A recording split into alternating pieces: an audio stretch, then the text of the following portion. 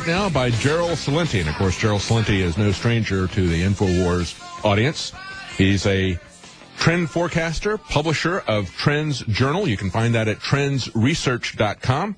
He describes himself as a political atheist, so I'm curious to see what Gerald Celente thinks about this post-election, if he's optimistic about the future. We've talked to him especially. We're very interested to have you, Gerald, at the end of each year, giving us a forecast of what you think is coming up for the next year. So I know you're going to talk about what you think is going to be coming up in 2017. I know war was a big part of the forecast the last several years, and you were right about that. We had a president who began, even before he took office, he was given a Nobel Peace Prize. And then we saw him start more wars than any president in my memory recently. Hopefully, maybe things are going to cool down with this, but let's talk about the economy first. How do you feel in terms of the stock market? Looks very optimistic. Consumers look very optimistic at this point.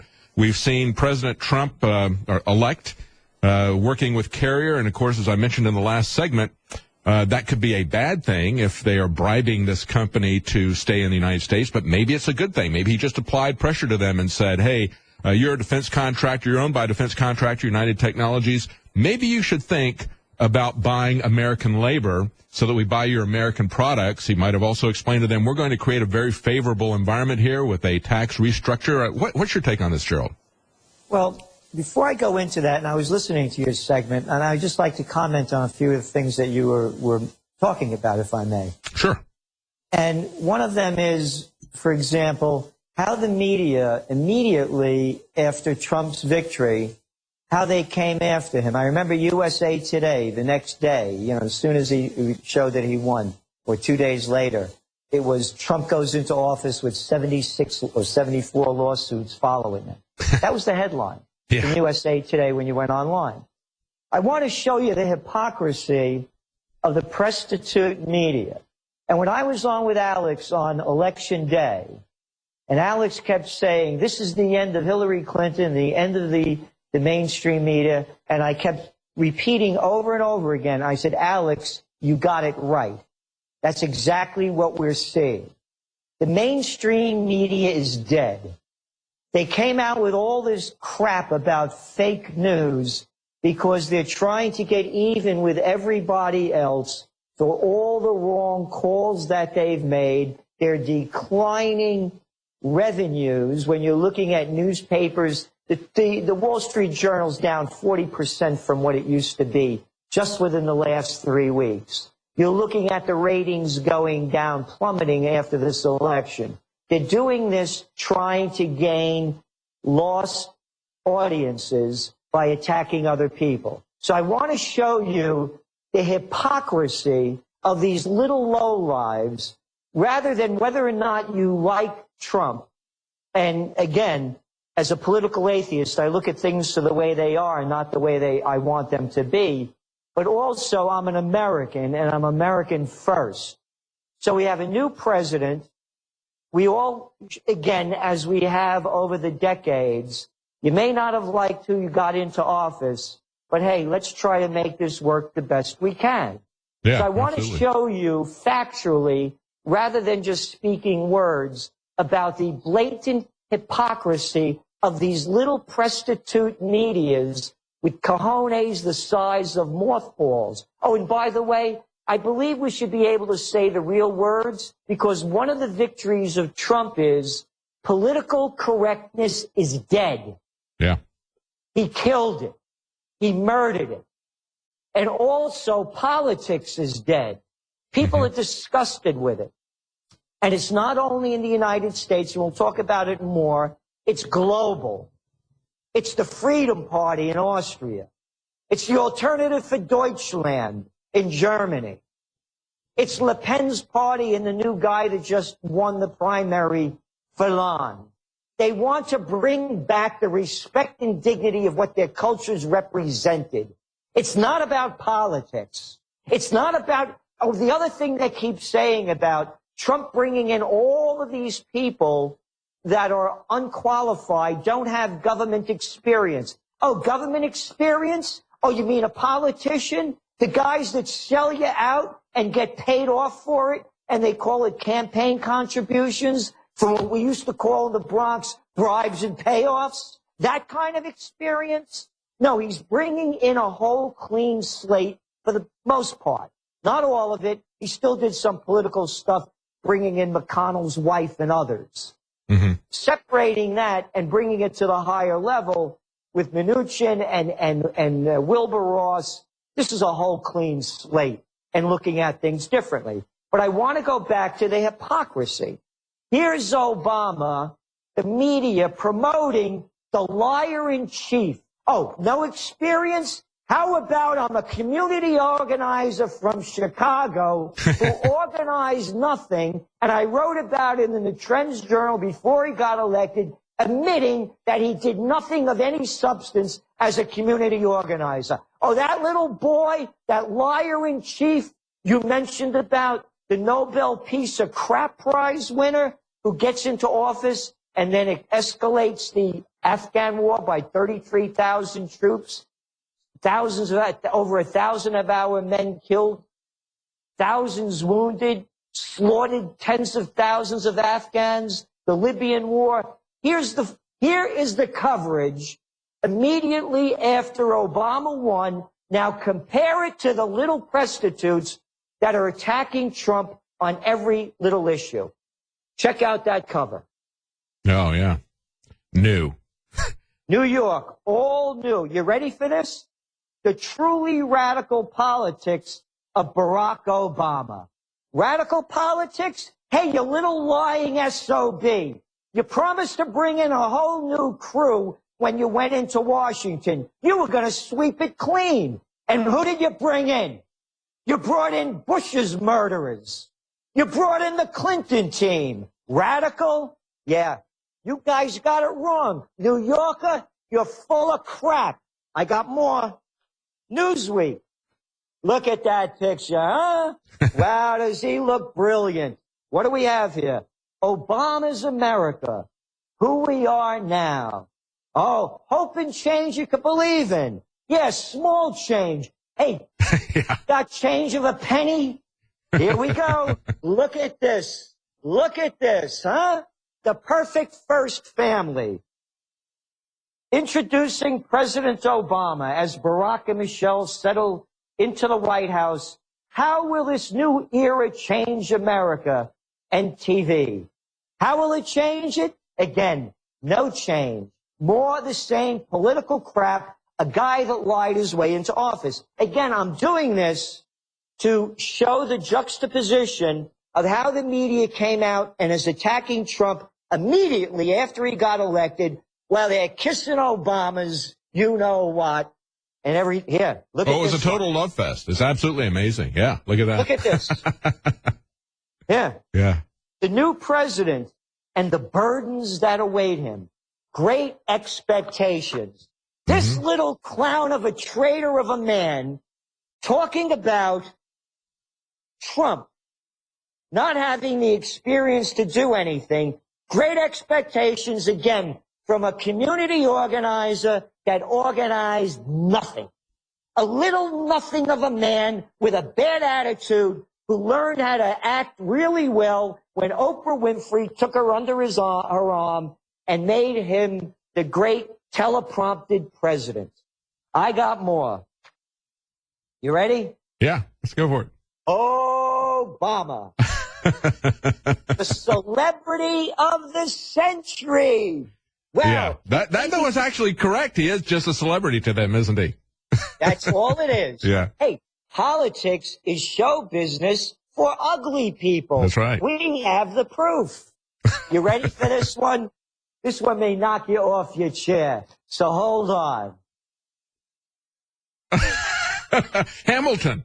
He's in the role of Alexander Hamilton on Broadway now. That's what he's going to do after he leaves office. You got it. Look at this hypocrisy. Oh, that's funny. So I just wanted to pick up on what you were saying. You know, he offered us hope, Gerald. What we got was the envy of socialism.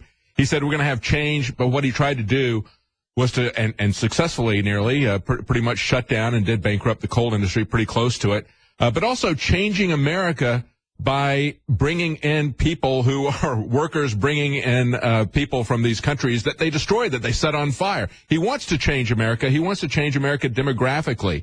And so we've seen a lot of that stuff. But I think what we're really seeing now is a real hope from Americans that we're going to see something done about the economy. And it's truly amazing. Have you ever, Gerald, seen a president, certainly not a president-elect, get out and already stop 2 factories that were going to be moving out of the United States?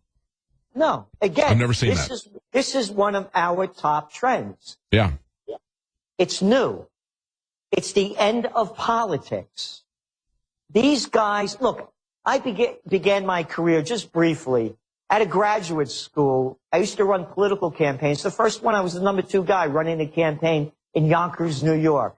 And we're talking a city of 300,000 people. And then I worked in Westchester County, the richest county in America at the time, running political campaigns. I was the assistant to the Secretary of the New York State Senate, designed and instructed American politics and campaign technology at St. John's University, and I was a chief government affairs specialist in D.C. for many years for the chemical industry. I had pictures of me and Reagan, this one, that one. I know what it looks like. There's nothing there. They're low-life politicians. Yeah, I agree, absolutely. We got to take a quick break. We're going to be right back with Gerald Celente, trendsresearch.com. Thank you so much, Gerald. Looking forward to hearing what you have to say about 2017. What do you see as the trends for 2017? Welcome back to the Alex Jones Show. I'm David Knight, and our guest is Gerald Celente, trend forecaster, his publisher of Trends Journal. You can find him at trendsresearch.com. And, of course, if you're a regular listener to InfoWars, you hear Gerald Celente on frequently. Very, very wise person. I want to hear what he has to say about trends coming up. And you know, as we were talking about the aftermath of the election, Gerald, you said that immediately they began attacking Trump. We have seen that type of thing come after each one of his picks. But the issue is he going to keep his campaign promises? We just had an election. People said he made some commitments, some policies that he wanted to do. And people want to give him a chance to see if that's going to happen. One of the ways that they've attacked him is immediately after the election. They say, well, you're not really serious about this policy or that policy or the other one, are you?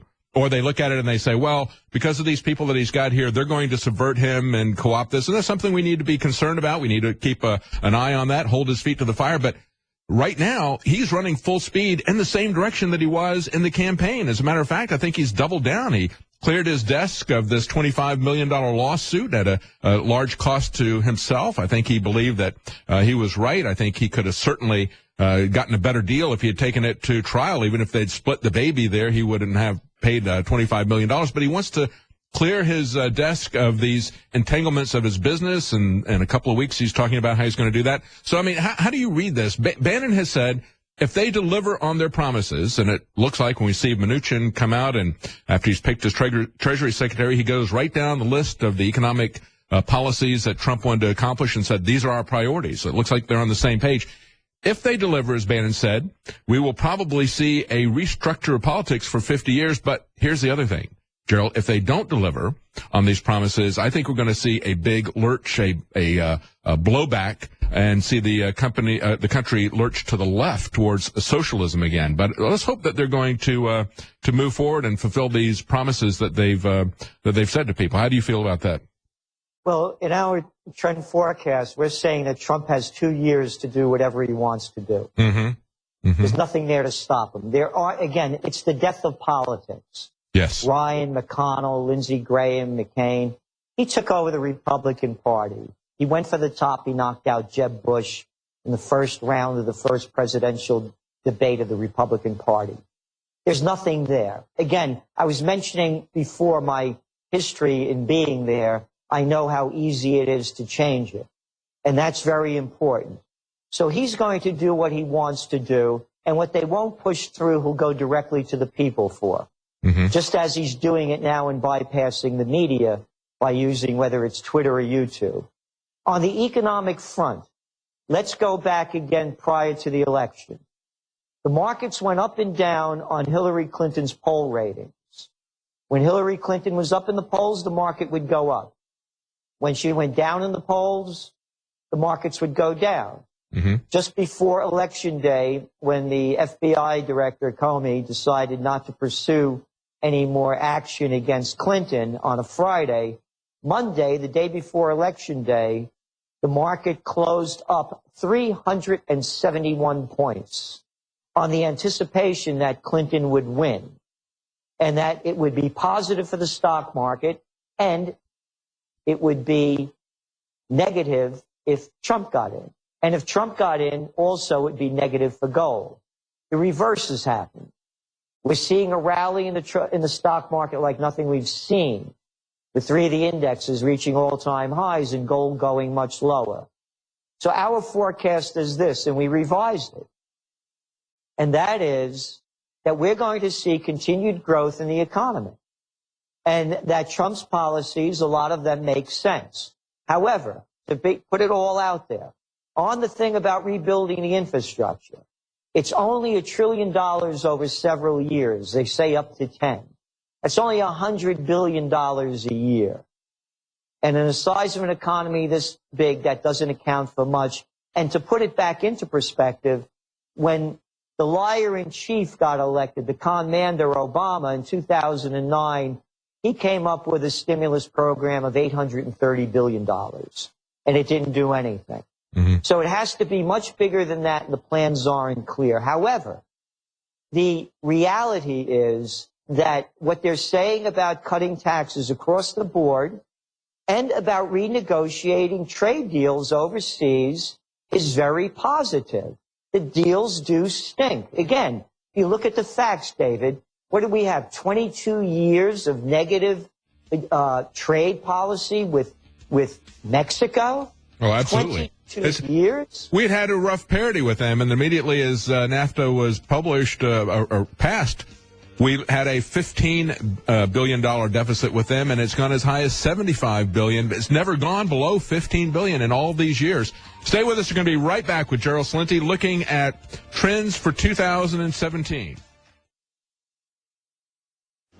Welcome back to the Alex Jones Show. I'm David Knight, and my guest is Gerald Celente. We're talking about trends coming up in the next year and also what Gerald sees in the wake of the election. One of the things that we've been seeing, of course, is the push saying that that everything is fake news, that is not real fake news. In other words, the people who have been giving us fake news for decades, CNN, Washington Post, all these people, their new narrative is, of course, fake news. But we're also seeing some teeth put into that. We see Kellogg's pulling their sponsorship from Breitbart. Breitbart coming back and saying, oh, okay, well, let's boycott Kellogg then. And take a look at what Amnesty International says about their products. They're not only do they have garbage like palm oil in them, but they also do it with child labor. And so that became the #1 hashtag trend on Twitter. That's what we're trying to do here at InfoWars. We're trying to give you products that are good for your health and also have a financial independence from these kinds of corporate sponsors that can try to shut down our operation. And I just want to remind you that we've got Vitamin Mineral Fusion Drink Mix that's back in stock at InfoWarsLife.com. And, of course, that's the affordable, great-tasting Vitamin Mineral Fusion Drink Mix. It's loaded with a full month supply of essential vitamins, minerals, and amino acids that your body needs. It's the platinum standard of multivitamin products. It's in a very easy to take format. You can just drink it. It's not a lot of pills that you have to swallow. A full multivitamin drink mix. It's all plant derived from the highest quality lab standards. So these things are either plant derived. There's nothing in it that is GMO. It's got all the types of vitamins that you need: vitamin C, vitamin E, zinc, magnesium, selenium. All these different, you can take a look at our reviews on InfoWarsLife.com as well as the ingredients in it. You see that it gives you a broad base of support for your diet. That's how we keep our independence. That's how we help you with high-quality products that will help you and your family to maintain your health and protect you from the kind of toxic things that you're exposed to constantly in the environment, in your diet, in the cosmetics that you come in contact with, from soaps to shampoos. So take a look at the products that we have at InfoWarsLife.com. That's the way we support our operation. We thank you for your support. Now, Gerald, in the last segment, you were talking about the fact that at Trends Journal, you said that Donald Trump had about 2 years to do whatever he wanted because he's got a majority in the House and Senate, and he's got an agenda. One of the key things in that is to get rid of Obamacare.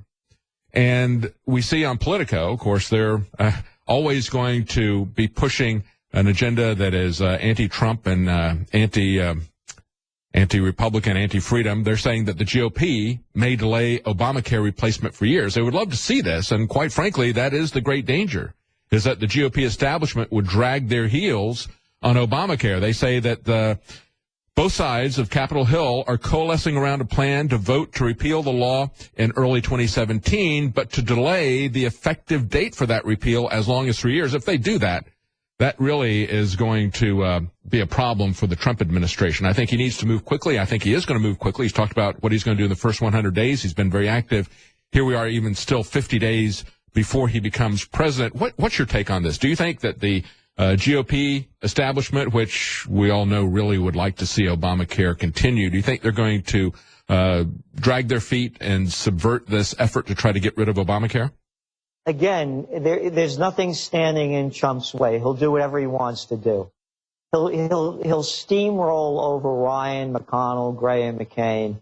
He did it before, and he'll do it again. Yeah. Again, that's the point I wanted to keep making. Mm-hmm. When you're inside that club, you know, and you're an outsider, you know how easy it is to change it. And he knows that. I mean, he spent his lifetime around these people. He knows who they are. He knows how he bought them off and did what he wanted to do. So they're not going to be able to stop him at all. And I also want to follow up on what you were saying also about the products that you're selling and the independence of InfoWars and the need for it, particularly in this time as we're seeing the collapse. There is no more fourth estate. The fourth estate being the one that watched over the judicial, the executive, and the congressional branch. They're dead, as we see by the prostitutes that keep selling the Beltway lies. And the products that you sell, because people ask me continually, what can I do to make positive change? And I keep saying, well, the first thing is that you have to be in the best shape you can possibly be in, spiritually, emotionally, and physically. And I don't mean religious when I say spiritually. I'm talking, you know, in a different tone. But on the physical and the products that you're bringing to the public, as opposed to, for example, like you were talking about Kellogg and the other crap out there, it's not only essential for the people, for themselves personally, to consider supporting InfoWars and other organizations that are doing not the alternative news. We're the real news now. That's the alternative. But also to get in the best shape that you can get into so that you can keep pushing this movement forward. And the movement forward is happening around the world. Look what they just did over there in South Korea. People went to the streets and they just about threw out their President Park. Look what's going on in South Africa. Look what's going on in France, in England with Brexit. In Italy, by the way, this is very important.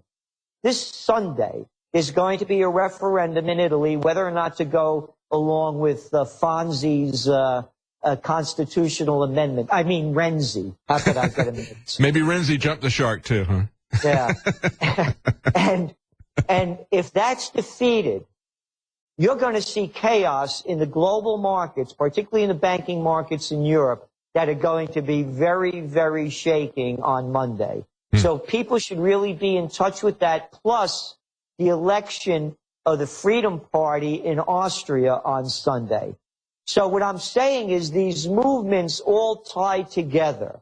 Yes. And it's happening in America. But again, the people have to go out and support not only with their boots on the ground in America, but also to put their money where their mind is. So going back to what Trump is going to do with Obamacare, he's going to do what he wants. There will be nothing standing in his way from a guy that's been on the other side and seeing the lay of the land. And particularly the two people that he brought in with the Treasury Secretary and Commerce. They're two very strong-willed guys. Like them or not, the things they've done, the fact is they know that the deals stink and they have to be redesigned. Now, I want to talk about also the negatives, and that is interest rates are going up and the dollar's getting stronger. We're now at the dollar's hitting almost a 14-year high. against the basket of currencies. The stronger the dollar gets, David, all of this money that was borrowed under quantitative easing and all of this negative and zero interest rate policy, particularly in the emerging markets, they borrowed it in dollars. As the dollar gets stronger, they have to pay back that debt as their currencies get weaker with more of their currencies. So we're looking at, depending on, this 95%, according to the experts, that they're going to raise interest rates in a few weeks, the Fed. How much will they raise them? And how much will those raise in interest rates also affect the housing market? You're seeing already warnings coming out from the people in the auto industry. David, you don't have a job? You lost yours? You don't have a house? You have no income coming in, but you want a new car? Come on over. I'll sell you one. Yeah. You remember what they've been doing. Oh, yeah. Now, with interest rates going up, there's already panic starting to hit the auto industry. So this isn't going to be smooth sailing, is what I'm saying. So going back to gold, gold right now is in bear market territory, the amount that it's lost. And the downside, we're saying, could be about another $100, which in comparison to where it could go, we see is very small. And again, this is not financial advice. I'm a forecaster. Mm-hmm. What I'm saying is that with the other destabilization going on, particularly in the world markets, we could talk about the U.S. index. Take a look at the Euro indexes, the DAX, the CAC, the Italian FTSE. Italian FTSE is down almost 24%, 24 points this year. So 24%. Mm-hmm. The only one up is England, and they're talking about Brexit. So what I'm saying is, you can't only look at the United States. You have to take a global view of this and put it all in perspective. On the home front, you look at our top trend for 2016, this year, self-sustaining economy. Make it at home, buy it at home. So now going into our trends as an on-trendpreneur, what would I be selling now? Made in USA. Made in America with pride. And that could be a key. That could be a key selling point that Trump was telling to carriers. Like, look, put your air conditioners out there as a made in America product. Now take that to the entrepreneur level. Take it to the products that InfoWar is putting in front of its customers. When I go out, I try to buy organic every time I can. So I go over to the place and I want to buy, being an Italian, I eat a lot of garlic, I see organic garlic from China, from Mexico. You think I'm going to buy this crap? Right. So what I'm saying is, become an entrepreneur. Start making your shirts, your shoes, everything that you can. You want to break out of the system and be free and run your life the way you want. Trump is opening up a door now with a self-sustaining economy like we have not seen since the 1960s. Yeah. I would even go back further and say back to the creation of the Federal Reserve and the income tax, where they changed our tax structure. And instead of taxing goods and services coming across our borders, they decided they would tax us internally. It was Jefferson that said he had eliminated all internal taxation as his second inaugural address. So he goes, nobody in America knows a tax man. And so under that kind of a mindset from Jefferson until the creation of the Federal Reserve and the income tax, that was the way they ran the constitutionally sized government, was by taxes simply on goods coming in. And we did have exactly what you're describing here, Gerald, an internal self-sustaining economy. And again, we're 320 million people. Yes. And we have natural and human resources that match none. So that's what I'm saying, in the sense that we have it all here. So when you talk about our top trends, I cannot emphasize enough to start making it in America with pride. started doing it in a way, again, one of our trends is true nostalgia. Here, think of the slogan, "Make America Great Again." Mm-hmm. Again. Yes. So again goes back to the past. Start recreating the past, but not in the way it was in the past, and start retrofitting it for the future. So it becomes in style. It becomes in entertainment. And this is very important, David. Donald Trump didn't just defeat Hillary Clinton. He defeated Obama.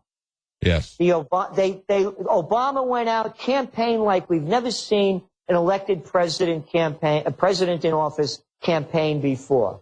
Absolutely right. Yeah, we've never seen that before, have we? Never seen that. Yeah. He lost. The rappers lost. The Beyoncés lost. Hollywood lost. The Katzenbergs, the Spielbergs, they hit an iceberg. Hollywood lost with their $100,000 a plate dinners to eat a lot of crap to vote for Clinton. They lost. De Niro lost. They all lost. Clooney lost. What I'm saying, Silicon Valley lost. The Zuckerbergs, they Schmitz, they lost. They lost. People have to get it in their head. The biggest ones went down. Yes. They were beaten with a trump card, and everybody holds that card. What Trump showed is that he can do it, you can do it, from somebody outside the system. What I'm saying is, if Silicon Valley was so strong, if Hollywood was so strong, if the entertainment industry was so strong, if the music industry was so strong, they would have defeated Trump. It shows you how weak they are and the opportunities available to fill it with new. Yeah, exactly. And of course, it was also the media and it was the establishment of both the Democrats and the Republicans that Trump defeated. That's why so many of us believe that he doesn't need Mitt Romney. He can transcend him. We're going to be talking to Owen Shroyer in the third hour. He's with the very first victory tour stop that Donald Trump is doing. And I think, Gerald, that's a key thing to see him after the election going out and meeting with the mass of people. We always heard Ronald Reagan saying he was going to go over the heads of the Washington establishment to the people. Trump is showing that he's really doing that, I think, with these victory tours.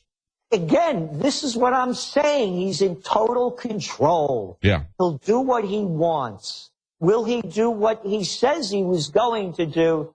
That could only be decided by him. Nobody could figure is going to know. I'll tell you one thing that I'm surprised that he didn't do is reach out to Dr. Paul Craig Roberts, Reagan's former assistant Treasury Secretary. There's a guy that I believe he should really have on his team. Yeah, that would be a great pick. And if he's going to pick a Supreme Court judge, who's better than Judge Andrew Napolitano? Yes. You know, these are the kind of people that would really bring in the wisdom and the outside look from the inside people that would really shake things up. Yeah, when he was looking at Treasury Secretary, I did a thing in the Monday night nightly news. I talked about John Allison, that he had come by and talked to him, and I really was not aware of him, even though I knew about BB&T. We had used them in our business. And this is a guy with 40 years experience in the banking industry. He's a really strong free market guy. He understands the problems with the Fed. And I was very hopeful. It's a good thing that he even talked to him, and I hope that there's a place in his administration for somebody like Allison, even though he didn't pick him for Treasury Secretary, somebody who's very competent and ideologically strictly free market libertarian on this and anti-Federal Reserve. That would have been a great pick, and I certainly would like to see Judge Napolitano on the Supreme Court. That would be fantastic. We got some more segments coming up with Gerald Celente. We got to take a quick break, and we'll be right back. Welcome back to the Alex Jones Show. I'm David Knight on this December 1st. We're already into December. We're about 50 days away from a Trump administration. We've been talking to Gerald Celente. a trend forecaster, publisher of Trends Journal. You can find that at trendsresearch.com. We've been talking about what Gerald sees in terms of the aftermath of the election, what he sees coming up economically in the next year. Let's talk about war, Gerald. We've seen the Russian reset of Hillary Clinton, which turned out to be a reset of the Cold War, this kind of brinksmanship. We've seen Obama escalate the policies of George Bush and others in terms of regime change and nation building. What do you think we're going to have with President Trump? He's talked about the kind of détente. He hasn't used the word détente, but what he's talking about is an easing and a pulling back from this brinksmanship that we've seen, pulling back from this ridiculous idea of nation building. What do you see happening? Again, our system of trend forecasting, we call it globalnomic, making connections around the world and between different fields. So let's go back to the election that just happened this past Sunday in France with Fillon winning. One of his major points was to make peace with Russia in the sense that and the one coming up on Sunday in Austria with the Freedom Party. They both pointed out that the sanctions against Russia have hurt everyone, including the Europeans, going back to a self-sustaining economy. When they put these sanctions on Russia, Russia became more self-sustaining. So they hurt all the people that were exporting products into Russia. So you're having it now coming from, and as well as Le Pen in France, and the same thing going on in Italy. It's one country after another. In the Netherlands, they voted against, having more aid for Ukraine. So what we're seeing is people want peace, and they want it in the United States too. Polls come out that they don't run in this country, showing how badly people in America want peace. So when you listen to Trump, for example, saying things like in the Syrian war, brought to you by the Nobel Peace of Crap Prize winner Obama and Hillary Clinton and Frankenstein Kerry, that Assad has to go, he said, no, we're not going to give, quote, those rebels, moderate rebels, any more support. We don't even know who they are. That's right. Which, of course, we've all been saying for years. That's very positive. There is no profit in war. That's a myth. All it's doing is draining out. It's what Eisenhower said. 5-star general, not these little boys that played commander-in-chief that couldn't fight their way out of a paper bag. All they do is play golf, shoot pool, play basketball, and drive pickup trucks. This is a guy that led, the supreme commander of the Allied forces in World War II. 5-star general, his farewell address that after being president 2 terms, that the military-industrial complex is robbing the nation of the genius of the scientists, sweat of the laborers, and future of the children. So now going back to Trump, if he goes on and says, I'm going to build 70 more warships for the Navy, for what?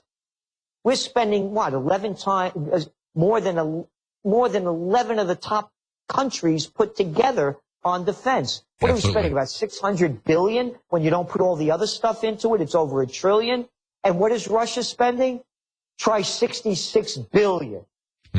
So what I'm saying is, if he redesigns the country into the plans of what we put together as Occupy Peace, no foreign entanglements, close the bases overseas, and we don't need NATO anymore. I agree. Hang on. We're going to take a quick break, and we're going to be right back on the other side of that. Yeah, you're right, Gerald. Nobody wants this except for these Dr. Strangelove creeps and their bunkers. We don't want it. The Russian people don't want it. The Europeans don't want it. We'll talk more about that on the other side of the break with Gerald Celente. Welcome back to the Alex Jones Show. I'm David Knight, and this is our final segment with Gerald Celente. In the next segment, we're going to have a special report from Alex Jones talking about the latest attack on him from mainstream media, Anderson Cooper, and his response to that. And then at the bottom of the hour, we're going to have Owen Schroyer, who is following, actually, he's at the very first victory tour. I guess, what do you call them? They're not concerts, but it's a rally. I guess it could be a concert. They don't have any, they don't have Beyonce, fortunately, performing there, but it's the first victory rally that Donald Trump is doing, and that's a very different approach that Donald Trump is taking to what all the other politicians have done. I want to go back to war and give Gerald Celente the final comment on this. You know, Gerald, I've seen a lot of signs that it's not just the people that you mentioned in Europe who are very interested in pulling back from this brink, pulling back from the sanctions and the increase in tensions that we've seen under Obama and under Hillary, but also the Russian people themselves. There was an article I reported on a couple of times about how this one town wants to rename a street there that is called Godless Street. That was what the godless atheists named the streets there to promote that. It's called Godless Street, and they want to rename it from Godless to Donald Trump. They got a petition going there because they realize that they've had a loaded gun pointed at their head by Obama and Hillary, and they're hoping it's going to be a new day. Are you hopeful that that's going to be the case with Donald Trump? Yes, I think it's going to be, particularly with Russia, and he's made it clear with that. And again, going back, though, if he's going to spend all this money on a military, you know, again, I was a keynote speaker at VMI, Virginia Military Institute, on New Millennium Warfare. And, you know, there's a saying that generals are always fighting the last war. And the Navy is the last war. We're looking at hypersonic missiles now. That's right. We're looking at a whole different method of warfare. Look at that piece of garbage, that $4 billion Zumwalt ship that they just had to tow out of the Panama Canal. That's right. It only had one engine, and when that broke down, they had to tow it back. Yeah. I mean, the aircraft carriers, the Navy is truly sitting ducks. Mm-hmm. So again, we need to really put, where are our priorities? And to me, the priority is to really rebuild America. And the way you do it is by investing not $1 trillion over 10 years in infrastructure, but really making it happen big time in many different areas. So the opportunity is there. Where will he go with it? I don't know. But again, the warning signs are flashing. You know, here's something that just came out.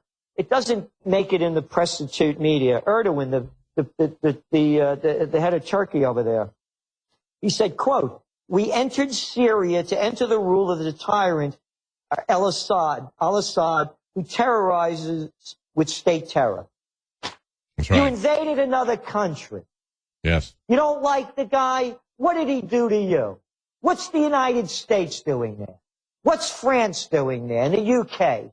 What I'm saying is we still have those neocons out there in the United States who are psychopaths and love murder. Yes. So that's what Trump is going to be up against, plus people like Erdogan. Yes, yes. And Alex talked about that yesterday. He said that's essentially a declaration of war to say we entered your country to overthrow you. And we know that's what's been happening. We know that was the plan of Hillary, just as they did in Libya. Look at Libya after Gaddafi. He's not a good guy, but look at how much worse that made the entire Middle East situation, setting it on fire, creating ISIS. And we've pointed out, or you've pointed out for the last several years, how they not only created ISIS, but they train them, they fund them, they continually give them more weapons. And so hopefully that's going to change. I share your concern about a defense buildup. I'm even concerned about the federal government being involved in building up the infrastructure. My greatest hope for the Trump administration is that they would cut taxes even bigger than Ronald Reagan did. We know what a benefit that would have to get government out of the way so we can run our own lives. Always great to hear from you, Gerald Celente. Thank you so much again.